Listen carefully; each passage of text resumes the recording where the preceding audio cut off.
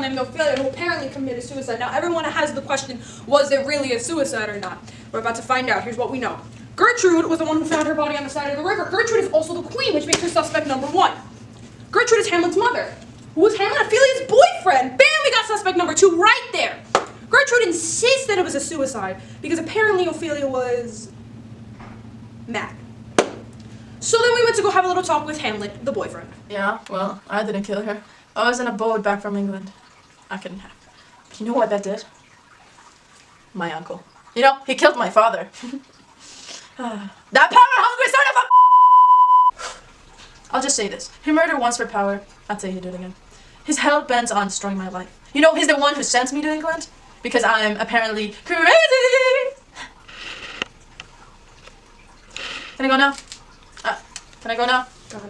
Okay, so we're on day 3 of this case, and we're still wondering if this is actually a suicide, if she's really mad. We have found out some new information, though. So apparently, Hamlet didn't do it. He has an airtight alibi, so we're taking him out of the picture. But he did mention his uncle a lot, who is Gertrude's husband, and also the king of Denmark. So we have suspect number 3 right there, King Claudius. There was also some mention about Ophelia's brother, Laertes. Apparently, Hamlet killed his father, blah, blah, blah, something about vengeance, yada, yada, yada. The main point is, he also believes that Ophelia, his own sister, was mad. Now, maybe you're doubting, did she actually commit suicide or not? And maybe you're wondering, was she really mad? We're about to find out. I love life! I love life! I will not commit suicide today.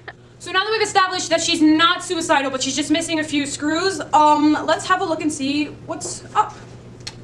All of the evidence is pointing to Claudius being the murderer. Why, though? Why would Claudius kill an innocent poor girl like Ophelia? Let's see.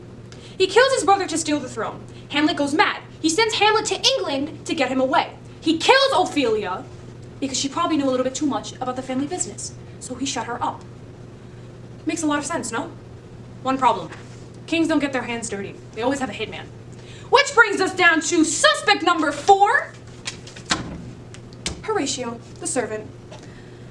What money doesn't do to a weak man? You pay him enough money and he'll sing like a canary. What? I would never, sir. Poor Ophelia was a light to this world, and I happen to have been very close to her father. I am repulsed by your insinuation. Although, if you give me some motivation, I might know a thing or two. You know what I'm saying? Exactly what I'm saying. Okay, well, I didn't do it, but you're definitely on the right path. The night before the incident, Ophelia came to the castle. She was mad, as you already know. But she wasn't alone. The gentleman accompanying her, he was very worried about her mental state. And he told the king and queen that she'd been babbling nonsense. But nonsense that was starting to make sense. After that, the king and queen went straight out to their room, and I heard a very harsh discussion. And I don't know what they said, but by the looks of Gertrude's face as she exited the room, well, let's just say it was almost as if she died herself. Now, do we trust him? Sure, there's a tinsy-incy little probability that he is just saying this to save his ass and throw the king and queen under the bus. But I'm a lie detecting machine, so his story checks out with me. The thing is, the king is a little too smart for that. He should know better than to send his sidekick as his hitman. It's like he's leaving us a trail of candy. No. He wouldn't use him. He wouldn't use him. That crosses him out. Oh my god. He would do someone innocent. Someone helpless. Someone good. Someone cool. Now it all makes sense. Let's go have a little talk with the lady who started this whole problem. Gertrude, what beckons your visit? Just wanted to see if I could clear up some things. Very well. Will it be long? Depends. I give you permission to sit down. Thank you, Your Majesty. Yes. Do you like some tea? Sure. Bring us 2 cups of tea, will you? Now, is this about Ophelia's case? Might I ask, when was the last time you saw Ophelia?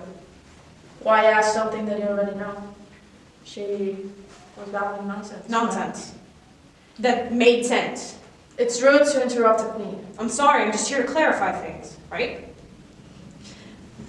Just in time. Now be careful on your way out.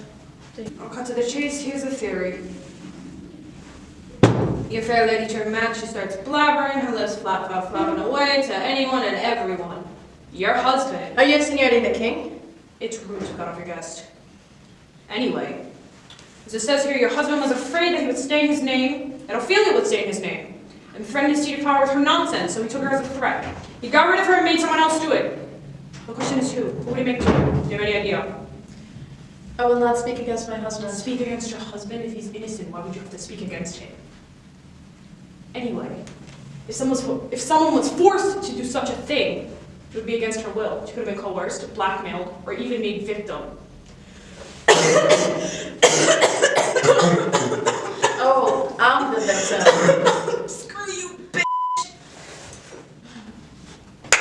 Servant, clean this up.